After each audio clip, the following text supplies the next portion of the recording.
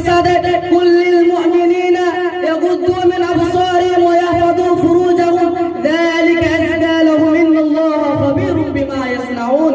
مسلمان مردوں سے کہو کہ اپنی نگاہیں نیچے رکھے، اپنی شرمگاہوں کی حفاظت کرے، یہی ان کے لیے پاکیزگی ہے. لوگ جو کچھ کرے اللہ تعالیٰ سب سے خبردار ہے. لہذا جب ایک مرد کی نگاہ کسی غیر محرم خاتون پر پڑے تو اسے اپنی نظر جھکا لینی چاہیے. پھر اس کے بعد اللہ تعالیٰ عورتوں کو پردہ کا حکم دیتا ہے، کیونکہ برائی کے خاتمہ کے لیے مرد اور عورت دونوں پر پابند ضروری ہے، کیونکہ دونوں کے رضامندی اور آمدگی کے بغیر بدکرداری برائی واقع نہیں ہو سکتے. جیسے اللہ رب العالمین کا ارشاد ہے وَقُلْ لِلْمُؤْمِنَاتِ يَغْضُضْنَ مِنْ أَبْصَارِهِنَّ وَيَحْفَظْنَ فُرُوجَهُنَّ وَلَا يُبْدِينَ زِينَتَهُنَّ إِلَّا مَا ظَهَرَ مِنْهَا.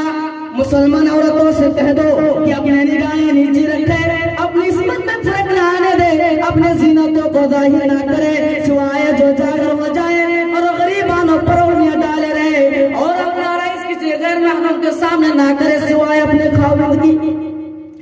اس آیت کریمہ میں اللہ رب العالمین نے مسلمان عورتوں کو حکم دے کہ اپنے نگاہیں نیچے رکھے، اپنی زینتوں کو ظاہر نہ کرے، اپنی عصمت میں فرق نہ آنے دے، اپنی زینت اور خوبصورتی کی نمائش شوہر اور قریبی رشتہ دار کے علاوہ کسی غیر محرم کے سامنے نہ کرے.